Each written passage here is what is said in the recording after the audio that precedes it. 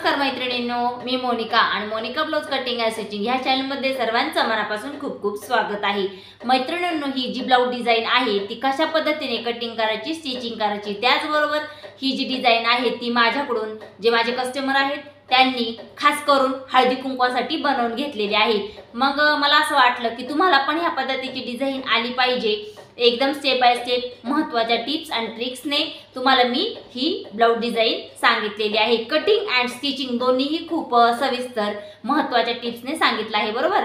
त्याचबरोबर ही डिझाइन आहे ती खूप सुंदर आणि खूप छान अशी आपल्या साडीवर सूट होईल अशी ह्या पद्धतीने ही डिझाइन आहे। तर प्लीज मैत्रिणींनो, तुम्ही काय करायचं आहे, हा व्हिडिओ लास्ट पर्यंत पाहायचा आहे आणि लास्ट पर्यंत पाहिल्यानंतर तुम्हाला ही जी डिझाइन आहे ती कशा पद्धतीने बनवलेली आहे, ही डिझाइन कशा पद्धतीने बनवली गेली पाहिजे, ह्या डिझाइनचं जे गळा रुंदी आहे, खालच्या बाजूची गळा रुंदी आहे, गळा उंची आहे, ती कशा पद्धतीने घेतली पाहिजे, त्यानंतर जो आकार आहे तो कशा पद्धतीने आपण कटिंग केला पाहिजे, सर्व गोष्टी मी तुम्हाला सविस्तर सांगितल्या आहेत।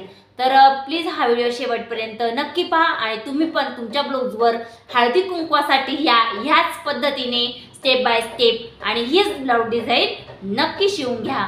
आणि ही डिझाइन जर शिवली तर खूप साऱ्या मैत्रिणी आहेत त्या तुमच्याकडेच पाहत राहतील। चला मग आजच्या ह्या छानशा व्हिडिओला सुरुवात करूया। तर पहा मैत्रिणींनो, आपण काय करूया, आज मी जे ब्लाउज आहे ते कटिंग करून घेतलेलं आहे, जी बॅक साइड आहे ती पण कटिंग करून घेतलेली आहे। तर सर्वप्रथम मी तुम्हाला आता याचं मेजर कसं आहे ते सांगते, म्हणजे आपल्याला काय ब्लाउज जी बॅक साइड आहे डिझाइनची ती स्टिचिंग करायला सोपं जाईल। तर ब्लाउजची उंची आहे 13.5 मध्ये, म्हणजे 13.5 उंची आहे, 12.5 ही आपली तयार उंची आहे। मी शोल्डर घेतलेला आहे 5.5चा, मोंडा घेतलेला आहे 5.5चा आणि त्यानंतर आता आपल्या घडी पाहायची आहे। घडी आहे आपली 8.5ची तयार आहे आणि 1.5 इंचाचं शिलाई मार्जिंग, अशी पूर्ण 10 इंचाची आपली घडी रुंदी आहे। तर तुम्ही पाहू शकता मी 8.5 पॉईंट आखून घेतलेला आहे, 1.5 इंचाची जास्तीची शिलाई मार्जिंग। तर ह्या पद्धतीने आपली ही बॅक साईड आहे आणि जो मोंढ्याला आकार दिलेला आहे तो 1.5 इंचावरून दिलेला आहे। आणि आता वरच्या बाजूने आपण गळा रुंदी आहे ती 2.25ची घेणार आहोत, हे लक्षात ठेवायचं आहे आपल्याला। ही 2.25ची गळा रुंदी आहे वरच्या बाजूने आणि खालच्या बाजूने मी जी खालची आपली पट्टी शिल्लक राहते ना बॅक साईडची ब्लाउजची, ती मोजलेली होती, ती 3.25 इंच भरली मी। खालून 1/2 इंच, अर्धा इंच सोडलं शिलाई मार्जिंग, वरून अर्धा इंच सोडलं आणि 2.5 इंचावर ह्या पद्धतीने खालच्या बाजूने गळा रुंदीचा पॉईंट आखून घेतलाय। त्यानंतर मी काय करते, पट्टीच्या साहाय्याने हे जे पॉईंट आहेत ते एकत्र करून घेते। त्यानंतर आता मी तुम्हाला एक गोष्ट अशी आहे ती सांगते, तर आपण काय करणार आहे, 2.5 इंच खालून वरती एक पॉईंट आखून घेणार आहे ह्या पद्धतीने। आणि आपण आता डिझाईनसाठी तो जो आकार आहे आपला बॅकनेकसाठी तो आखून घेऊया। तर पहा मी ह्या पद्धतीने अगोदर एक सिंपल आकार आखून घेतलेला आहे। परफेक्ट असेलच असं नाही, पहिल्या वेळेस आपण जेव्हा आखतो डिझाईनचा आकार त्यावेळेस परफेक्ट येईल असं नाही। मग काय केलं, पुन्हा एकदा मी चेक केलं माझा जो आकार आहे का बरोबर आहे का तो पाहून घेतला, पुन्हा थोडासा बाहेरच्या बाजूने घेतला कारण की आकार व्यवस्थित आलेला नव्हता। तर ह्या पद्धतीने हा आकार झालेला आहे। थोडासा पुन्हा हे पाहू शकता तुम्ही, मी ह्या पद्धतीने करून घेतलेला आहे, म्हणजे आकार आहे ना तो आपला परफेक्ट यायला पाहिजे, त्यासाठी मी ह्या पद्धतीने अगोदर आखून घेतलं। त्यानंतर आपण ज्या पद्धतीने आपण आता आखून घेतलेलं आहे, मी काय करते त्याच पद्धतीने कटिंगसुद्धा करून घेतली आहे गळ्याची। तर पहा आपण ह्या पद्धतीने गळ्याची कटिंग करून घेऊयात। हे पाहू शकता, म्हणजेच आपण डायरेक्ट अस्तर कटिंग करून घेतलेलं आहे गळ्यासाठी, डिझाईनसाठी मी कॅनव्हास पेपरचा वापर केलेला नाही। तर या पद्धतीने आपली बॅक साईड झालेली आहे, म्हणजे आता आपण स्टिचिंग करायला सुरुवात करूया। जो ब्लाऊज पीस आहे तो मी बॅक साईडचा कटिंग करून घेतला होता, तुम्ही मागाशी मी तुम्हाला सांगितलंच त्या पद्धतीने।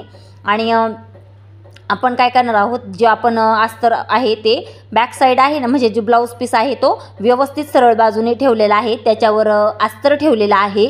आणि आपण काय करणार आहोत, आता कमरेच्या बाजूने शिलाई मारण्या अगोदर आपल्याला मुख्य काय करायचं, एकदम हा जो ब्लाऊज होता तो सिल्क होता, त्याच्यामुळे मी सर्व बाजूने पिन लावून घेतल्यात, जेणेकरून आपण स्टिचिंग करताना जो आपला ब्लाऊज पीस आहे तो सरकू नये, आणि सरकला तर काय होऊ शकतं, आपल्या ब्लाऊजमध्ये घोळ पडू शकतो। त्याच्यामुळे मी काय केलं, अगोदर सर्व बाजूनी गळ्याला कमरेच्या बाजूने पिना लावून घेतल्या। आणि पिना लावून घेतल्यानंतर आपल्याला आता काय करायचं आहे, गळ्याला पण स्टिचिंग करून घ्यायचं. तर मी किती इंचाच्या मार्जिंगने स्टिचिंग केलेलं आहे, पाव इंचाच्या मार्जिंगने काय केलेलं आहे, गळ्याला स्टिचिंग करून घ्यायला सुरुवात केलेली आहे. मैत्रिणींनो, ज्या पद्धतीने आपण कटिंग केलं त्याच पद्धतीने पाव इंचाच्या मार्जिंगने शिलाई दिली गेली पाहिजे, जेणेकरून आपल्या गळ्याचा आकार बिघडता कामा नये आणि एकदम जसं आपण कटिंग केलं आहे त्याच पद्धतीने आपला आकार रेडी व्हावा यासाठी. त्यानंतर आता मी काय करते, सर्व पिना वगैरे काढून घेतल्या आणि आपल्या गळ्यातला कटिंग करायला सुरुवात केलेली. तर बॅक साईडसुद्धा कोणताही ब्लाऊज असो, व्यवस्थितरित्या गळा आहे आपला, गोल असो चौकोनी असो, व्यवस्थित गळा स्टिचिंग करायचा, कटिंग करायचा, जेणेकरून आपल्या ब्लाऊजला छान अशी फिनिशिंग येईल.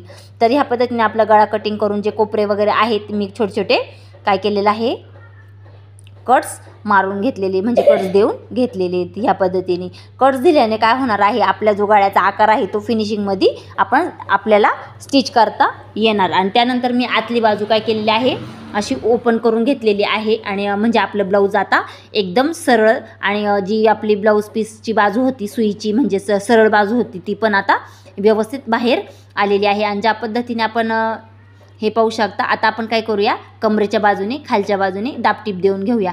आपण ह्या पद्धतीने जर आपले जो बॅक साईड आहे तो स्टिचिंग केला तर आपल्याला काय होतं, अस्तरच्या ब्लाऊजला म्हणते बरं का मी, लक्षात ठेवा, अस्तरच्या ब्लाऊजला आपण ह्या पद्धतीने स्टिचिंग केला तर आपल्याला कंबरपट्टी वेगळी अशी बसवावा लागत नाही, स्टिचिंग करावा लागत नाही. मग ह्या पद्धतीने आपण आता काय करूया, खालच्या बाजूने कमरेच्या बाजूने एक दाबटीप देऊन घेऊया, जेणेकरून आपल्या ब्लाऊजला पण छान अशी फिनिशिंग येईल. आणि त्यानंतर जो गळ्याचा आकार आहे व्यवस्थित एकदम कडेनी आणि जो आपला गळा आकार आहे ना, आपण ज्या पद्धतीने आता स्टिचिंग केलेला होता, कट्स पण मारले आपण, का मारले ते तर आपले ही गळ्याचा आकार व्यवस्थित यावा यासाठी. तर पाहू शकता मी काय केलं, ज्या पद्धतीने आकार आहे आणि तुम्ही पाहू शकता हे ब्लाऊज खूप सिल्क होता त्याच्यामुळे व्यवस्थित मी स्टिचिंग करून घेते एकदम सावकाश. खूप एकदम म्हणजे आपण कोणताही ब्लाऊज असो एकदम सावकाश डिझाईनचा असला तर आपल्याला काळजीपूर्वक ब्लाऊज स्टिचिंग करावा लागतो, हे पण लक्षात ठेवायचं आहे थोडंफार. आणि त्यानंतर आता आपण काय करूया, जवळजवळ आपल्या ब्लाऊजच्या गळ्याला स्टिचिंग करून आपलं दाबटीप देऊन म्हणजेच झालेली आहे. थोडं राहिली आता, एवढं काय करूया आपण शिवून घेऊयात. फायनली आपल्या गळ्याला आपण दाबटीप देऊन घेतलेली आहे, आपला हा गळा रेडी झाला आहे. परंतु जे बाकीचे बाहेरची बाजू आहे तुम्हाला दिसत असेल की बाजूची आपण जे जास्तीचं आपलं ब्लाऊज पीस आहे तुम्ही कटिंग वगैरे करून घेतला आहे, चहू बाजूने टिपा वगैरे मारून घेतलेल्या आहेत. ह्या पद्धतीने आता आपण आकार कसा आखलेला आहे तो लक्षात ठेवायचा आहे. ह्या पद्धतीने मी आकार घेतलेला आहे आणि हे पाहू शकता आपल्याजवळ आकार आहे आपण डिझाईनचा, ह्या पद्धतीने मी अगोदर आखून घेतलेले आहे. म्हणजे आपल्या गळ्यात जो आकार आहे ना, आपल्याला आता इथं लेस जॉईन करायची आहे म्हणजे लेस लावायची. आता ही लेस अशा पद्धतीने दोन्ही बाजू आपल्या सेम यायला पाहिजेत. आपण ज्या पद्धतीने ह्या बाजूने आकार खडूच्या साहाय्याने आखून घेतला आहे की नाही त्याच पद्धतीने ह्याही बाजूने यायला पाहिजे. यासाठी मी काय केलेलं आहे, या पद्धतीने करून घेतलं, परंतु काय खडूंची मार्जिंग ओढलं नाही. मग ह्या पद्धतीने मी काय केलं, करून घेतलं. आणि जे साडीतला ब्लाऊज पीस होता त्याचं काय केले, छोटी छोटी चौकोन तयार केले आणि ते पण तुम्हाला चौकोन दाखवते अगोदर. हे चौकोन आहेत ते आपले 3-3 इंचाचे, म्हणजे तिन्ही बाजू म्हणजे चारही बाजूने आपल्याला 3-3 इंचाचा हा बॉक्स तयार करून घ्यायचा आहे. आणि त्या बॉक्सचे काय करायचे आहे आपल्याला, त्या मी दाखवते तुम्हाला. हे आपण बॉक्सचं ह्या ब्लाऊज पीस म्हणजे साडीतल्या पिसाचं ह्या पद्धतीने त्रिकोण तयार करायचा आहे आपल्याला आणि एक शिलाई देऊन घ्यायची आहे ह्या पद्धतीने. आणि जे जास्तीचं आहे ना ते पण मी कटिंग करून घेतले. या पद्धतीने मी खूप सारे त्रिकोण तयार करून घेतलेले आहेत. तर आता हे त्रिकोण कशा पद्धतीने आपण अटॅच करणार आहोत, तर हे मी त्रिकोण तयार करून घेतलेत आणि एकदम स्टेप बाय स्टेप आपण जे आपण आता खडूच्या साहाय्याने ज्या पद्धतीने स्टिचिंग करायला म्हणजे खडूच्या साहाय्याने आकार आखून घेतला आहे की नाही, त्याच बाजूने व्यवस्थित जो आकार आहे त्याच लेवलमध्ये आणि त्याच आपला जो साईज आहे व्यवस्थितरित्या जेवढी आपल्याला लेस लावायची आहे त्या हेतूने म्हणजे लेसच्या प्रमाणानुसार आपण इथं काय करणार आहोत, जे त्रिकोण आहेत ते आपल्या खालच्या बाजूने आपल्या गळ्याला स्टिचिंग करून घ्यायचे आहेत. म्हणजे काय होणार आहे, आपल्या गळ्याचा आकार पण छान तयार होणार आहे. तर पाहू शकता जवळजवळ आपले हे त्रिकोण आता रेडी स्टिचिंग करून रेडी झालेले आहेत. हे पाहू शकता तुम्ही, या पद्धतीने त्रिकोण रेडी झालेले लावून आपले. आता मी काय करते आहे तुम्हाला हे पण सांगते. आता आपल्याला लेस जॉईन करायची आहे, तर लेस जॉईन करण्यासाठी मी गोल्डन कलरची लेस घेतलेली आहे आणि त्यासाठी मी गोल्डन कलरचा धागा पण यूज करते आहे. धागा काय यूज करायचा आहे, आता आपण लेस जॉईन करतोय. लेस लावताना काय होतं, आपल्या जे कलरची लेस आहे त्याच कलरचं जर लेसनी आपण धागा जॉईन केला तर म्हणजे धाग्याने आपण स्टिचिंग केलं लेस, तर आपली जी ब्लाऊजची फिनिशिंग आहे ना ती खूप छान येते. त्यासाठी मी काय केलेलं आहे, धागा गोल्डन कलरचा मशीनला लावून घेतलेला आहे. आणि आता आपण काय करूया, लेस जॉईन करायला सुरुवात करूया. तर पहा, ही ज्या 2 लेस आहेत खूप सुंदर आहे. आणि ही जी मी राखाडी कलरची लेस घेतलेली आहे ती दुसरीकडे कुठे लावणार ते पण तुम्हाला मी दाखवणार आहे. आता जो आतल्या बाजूचा जो गळ्याचा आकार होता त्यावर काय करते, मी जे थोडे धागे जास्तीचे होते की नाही ते काय केले, मी कटिंग करून घेतले. मग याने काय होणार आहे, आपल्या जो ब्लाऊज आहे बॅक साईड आहे ती फिनिशिंगमध्ये आपला गळा रेडी होणार आहे. तर मी काय केलं, आता ही लेस लावायला सुरुवात केलेली आहे. तुम्ही पण थोडी ब्रॉड घेतली तरी चालेल, किंवा तुमच्या जो ब्लाऊजचं कलर असेल त्या पद्धतीने, साडीचा ज्या पद्धतीने कलर असेल त्या पद्धतीने तुम्ही सुद्धा लेस यूज करू शकता. पण मी काय केलं आहे, गोल्डन लेस यूज केलेली आहे. आणि गोल्डन लेस आहे आणि त्या गोल्डन लेस मी पट्टी लेस यूज केलेली आहे, जेणेकरून आकार पण छान दिसला पाहिजे. आणि ब्लाऊजचं जी डिझाईन आहे ती डिझाईन पाहून आपल्याकडं अजून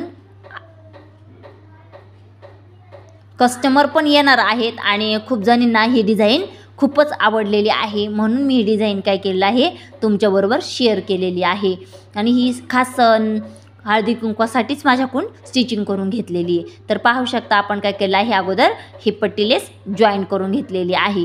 आता आपल्याला काय करायचं आहे, जे आपण खडूच्या साह्याने पॉईंट आखून घेतलेला आहे दोन्ही बाजूने, तिथं मी काय करते तुम्ही पाहू शकता, मी तिथे लेस लावायला सुरुवात केली. आता मी ही लेस घेतलेली ती ब्रॉड घेतलेली आहे, मोठ्या साईजची रुंदीला अशा पद्धतीची लेस घेतलेली आहे. आणि ही लेस आहे व्यवस्थित आपण ज्या पद्धतीने आपण स्टिचिंग केलेलं आहे, आपल्या डिझाईनचा आकार तयार केलेला आहे की नाही त्याच पद्धतीने आपण ही लेस अटॅच करून आपल्याला घ्यायची आहे. तर मी पाहू शकता कशा पद्धतीने ही डिझाईन आपली जी लेस आहे ती अटॅच करून घेते. मैत्रिणींनो, हा व्हिडिओ आता अजून काही संपलेला नाही आहे, परंतु लास्टपर्यंत नक्की पहा. खूप सुंदर अशी आपली, तर पहा आपण ही जी लेस आहे ना ती खूप सुंदर पण लेस आहे आणि छान पण ब्लाऊजला सूट झालेली आहे ही लेस. तर ह्या पद्धतीने आपण काय करूया, ह्या लेसला पूर्ण डबल टिप देऊन घेऊया, जेणेकरून ही लेस आहे ती परफेक्ट फिटिंगमध्ये, ती आपली जी लेस आहे ती वरती असे उचकल्यासारखी दिसणार नाही आणि खूप दिवस ही लेस जास्त दिवस टिकणार आहे. तर त्याच पद्धतीने आपण ह्याही बाजूला काय करणार आहोत, लेस जॉईन करून घेणार आहोत. आता तुमची इच्छा, तुम्ही कोणत्या बाजूने लेस जॉईन करता. तर मी काय केलं आहे, या पद्धतीने ही लेस धरलेली आहे आणि स्टिचिंग करायला सुरुवात केलेली आहे. मग तुम्हाला एकच गोष्ट सांगायची असते, लेसची हे चुकली मी लेस लावलेली, परंतु तुम्ही काय केलं, नंतर माझ्या लक्षात आलं त्या बाजूने मी कशा पद्धतीने लेस जॉईन केलेली आहे. मग मी काय केलं, पुन्हा व्यवस्थित आपल्या ज्या पद्धतीने लेस जॉईन केली होती त्या पद्धतीने लेस जॉईन केली. आणि एक ब्लाऊज पीसचे हे काय केलं आहे, मी लटकन तयार करून घेतलेली आहे. लटकन तर सर्वांनाच तयार करता येतात, जरी नसेल येत तर मी एक लटकन आता हे तयार करून दाखवलेलं आहे. त्या पद्धतीने तुम्ही लटकन तयार करू शकता. तर फॅब्रिक लटकन तयार केलं आहे, खूप सुंदर दिसतं, खूप छान असं लुक पण येतं. तर पद्धतीने काय केलं, मी नॉट्स घेतले आणि ते लटकन जॉईन करून मी काय केलं आहे, हे स्टिचिंग करून घेतलेलं आहे.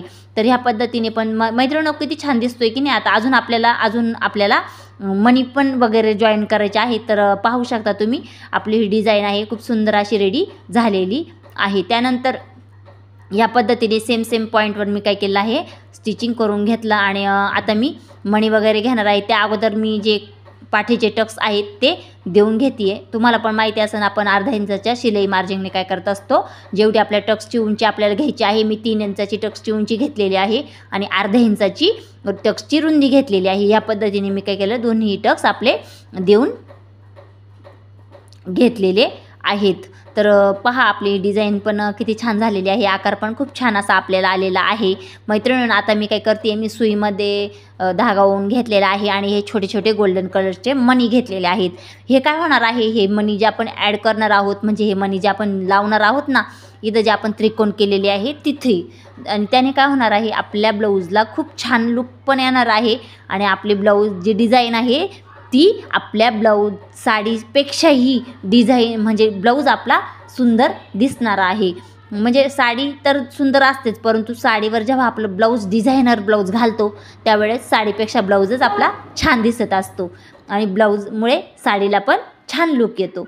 तर पहा, ह्या पद्धतीने मी काय केलं आहे, हे जे मणी आहेत ते व्यवस्थितरित्या स्टेप बाय स्टेप ह्या राखाडी कलरचं जे आपण साडीमधल्या ब्लाऊज पीसमधून जे त्रिकोण तयार केले होते, अटॅच केले, त्या मी ह्या पद्धतीने आपली ही डिझाईन रेडी झालेली आहे. तर मैत्रिणींनो, तुम्ही पाहू शकता किती छान अशी आपली ही बॅकनेक डिझाईन रेडी झालेली आहे. आणि तुम्हाला पण ही डिझाईन कशी वाटली मला कमेंट्समध्ये नक्की सांगा. आणि तुम्हाला ही डिझाईन बनवताना कोणती अडचण आली असेल तर मला कमेंट्समध्ये नक्की सांगा. मी प्रश्नाचं उत्तर देण्याचा नक्कीच प्रयत्न करीन. तुम्ही हा व्हिडिओ बघितल्याबद्दल खूप खूप धन्यवाद.